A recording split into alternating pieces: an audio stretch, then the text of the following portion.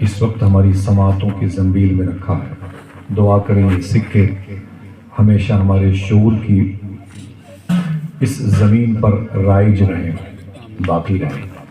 باتیں 10-15 منٹ میں ہو نہیں سکتی ہیں، لیکن اگر اتنے اہم نکات کی طرف کوئی اشارہ کر کے ہی گزر جائے تو ہماری بھی ذمہ داری بنتی ہے کہ ہم اپنی سماعتوں کا حق ادا کریں۔ سمجھ رہے ہیں؟ تقریر تو بڑی بات ہے، بزرگوں کے چہروں کی تاثیر سے لوگوں نے اسلام قبول کر لیا۔ سمجھ رہے ہیں؟ سرکار مولا کائنات ارشاد فرماتے ہیں جتنی اچھی باتیں تھیں وہ سب بیان ہو چکی ہیں۔ دیکھیں جتنی اچھی باتیں تھیں وہ سب بیان ہو چکی ہیں، بس عمل کرنا باقی رہ گیا ہے۔ 2 گھنٹے 4 گھنٹے آپ کو روکے رکھنا، چے مالے دارت، کیا مقصد ہے؟ سمجھ رہے ہیں؟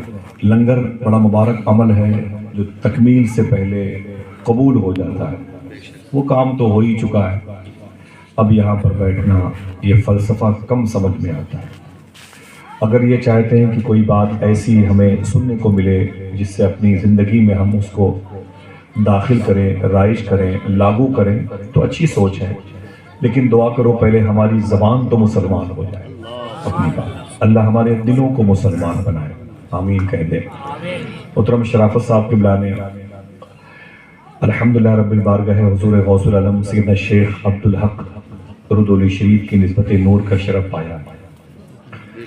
یہ بڑے عظیم بزرگ ہیں، سلسلے چشتیہ صابریہ، جنہوں نے شیخ منصور حلاج کے بارے میں ارشاد فرمایا تھا۔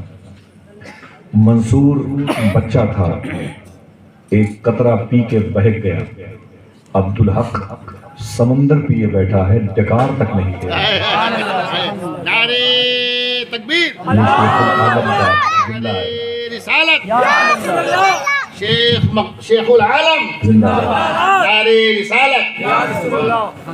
عالمی طور پر اس مبارک ذات کی روحانیت غالب ہے، درویشوں، مستانوں، قلندروں کے روحانی سروں پر اللہ اس بارگاہ کی نوکری کا فیض ہمارے بڑے بھائی کو اور پھر ان کے صدقے میں ہم سب کو عطا فرمائے، آمین کہہ دیں۔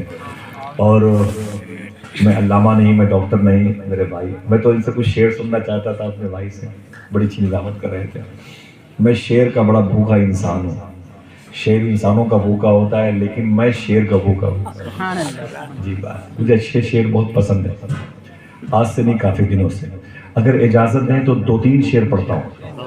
میں سوچ رہا تھا میں کس موضوع پر بات کروں، پھر دل میں خیال آیا کہ حضور کی پیدائش بیان کروں، پھر دل میں خیال آیا کہ نہیں، جب شرافت بھائی نے کہا یہ غوث پاک کی محفل ہے، بتایا ہمارے بڑوں نے کہ ہر سال یہ محفل ہوتی ہے، بس کبھی کبھی اس کا کینوس کم نظر آتا ہے، کبھی بڑھ جاتا ہے، اب کی تھوڑی سی بڑے پیمانے پر یہ صورت نکل کر کے آئی ہے، اور غوث پاک کا نام تو کیا بات ہے، سبحان اللہ۔ کوئی لیتا ہے لگتا ہے منہ میں مصری کی ڈلی میں لگی ہے۔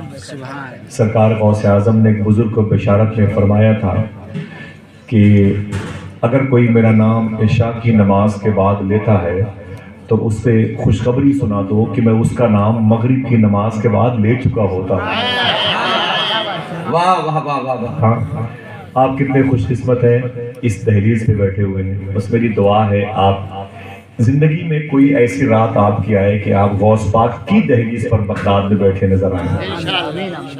ہاتھوں کو اٹھا کے آمین کہتے ہیں، تھوڑی سی آواز بڑھائیں، آواز تھوڑی سی بڑھا دیجیے گا مائی کی، اور تکلیف ہو تو آپ وہ جگہ تھوڑی سی چھوڑ دیجیے گا، کبھی کبھی ساؤنڈ کی آواز سے دقت ہوتی ہے، ٹھیک ہے؟ بڑی مصروفیت ہے، ابھی نومبر کے آخر میں بغداد شریف سے آیا ہوں، دعا کریں پھر حاضری ہو جائے، 1 مہینے سے زیادہ ہو رہا ہے، الجھن بہت ہوتی ہے۔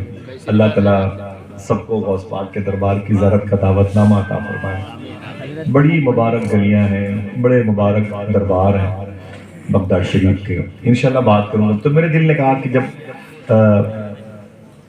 شادی جس کی ہوتی ہے صحرا اسی کا پڑھا جاتا ہے، تو کیوں نہ اس بغدادی محفل میں بغداد کے بادشاہی کی بات ہو جائے، سنیں گے انشاءاللہ۔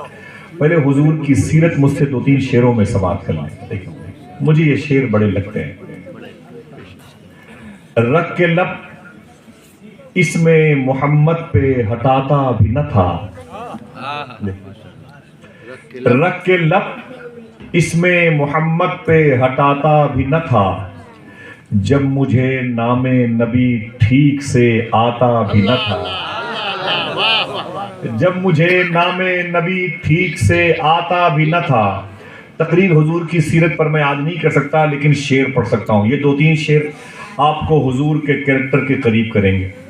رکھ کے لب اسم محمد پہ ہٹاتا بھی نہ تھا، جب مجھے نام نبی ٹھیک سے آتا بھی نہ تھا، آپ پہلے ہی معافی اسے دے دیتے تھے، منتیں کر کے منانا جسے آتا بھی نہ تھا، آپ پہلے ہی معافی اسے دے دیتے تھے، منتیں کر کے منانا جسے آتا بھی نہ تھا۔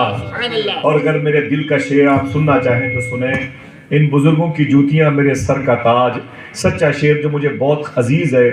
آپ پہلے ہی معافی اسے دے دیتے تھے، منتیں کر کے منانا جسے آتا بھی نہ تھا، اور تھام لیتا تھا کوئی وقت ملاقات جو ہاتھ، کیسا آقا تھا کبھی ہاتھ چھڑاتا بھی نہ تھا، تھام لیتا تھا نعرے رسالت، علماء اہل سنت، مسلک اعلیٰ حضرت فیضان غوث اعظم۔ یہ حضور کی سیرت ہے، حضور کا کریکٹر ہے۔ آج اس سے ہم بولیں، حضور سید شباب میں صاحب نے جملہ کہا تھا، لوگ کہتے ہیں کہ بچے صحابہ کی بات پر عمل نہیں کرتے، تو پھر وہ تھڑپ کے بولے تم نے اپنے بچوں کو صحابہ کی بات بتائی ہی کبھی؟ لوگ کہتے ہیں کہ بچے حضور کی سیرت سے دور ہیں، تم نے اپنے بچوں کو حضور کی سیرت سکھائی ہی کبھی؟ بابا فرید گنج شکر نے اپنی ماں سے کہا، میری ماں آج میرے تیرے بیٹے کے چہرے کو دیکھ کے لوگ کلمہ پڑھ لیتے ہیں، تو آپ کی ماں نے کہا بیٹے اس میں تیرا کوئی کمال نہیں، میرا کمال ہے۔ کہا میری ماں تیرا کمال کیا ہے؟ راتوں کو جاگتا میں ہوں، نوافل کی کثرت میں کرتا ہوں، ایک پیر پہ کھڑے ہو کے قرآن میں پڑھتا ہوں، اپنے دسترخوان کا کھانا دوسروں کو کھلا دیتا ہوں، غریبوں کی تیمارداری میں کرتا ہوں، دین کی تبلیغ کے لیے کانٹوں پہ میں چلتا ہوں، لوگوں کے پتھروں کا مقابلہ پھولوں سے میں کرتا ہوں، اس میں تیرا کمال کیا ہے؟ تو آپ کی ماں نے کہا بیٹے فرید اگر بچپن میں تجھے وضو کر کے دودھ نہ پلایا ہوتا تو یہ کمال تیرے اندر نہ پیدا ہوتا۔ میرے دوستو یہ سسٹم بگڑا ہے نیچے سے۔ اللہ ہم سب کو اپنی ذمہ داریاں نبھانے کی توفیق عطا فرمائے۔ 2 شعر باقی رہ گئے، سنیں، اجازت ہے؟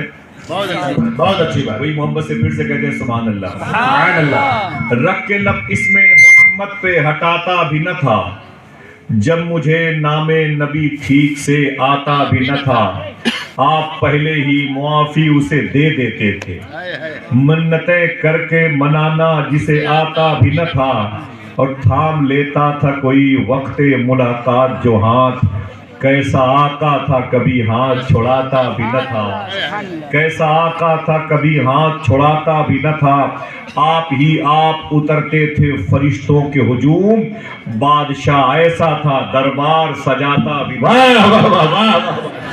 آپ ہی آپ اترتے تھے فرشتوں کے ہجوم، بادشاہ ایسا تھا دربار سجاتا بھی۔ آخری شعر، دربار سجاتا بھی نہ تھا، اپنے کاندھے پہ نواسے لیے چل پڑتے تھے، گود میں جب کوئی بچوں کو بٹھاتا بھی نہ تھا،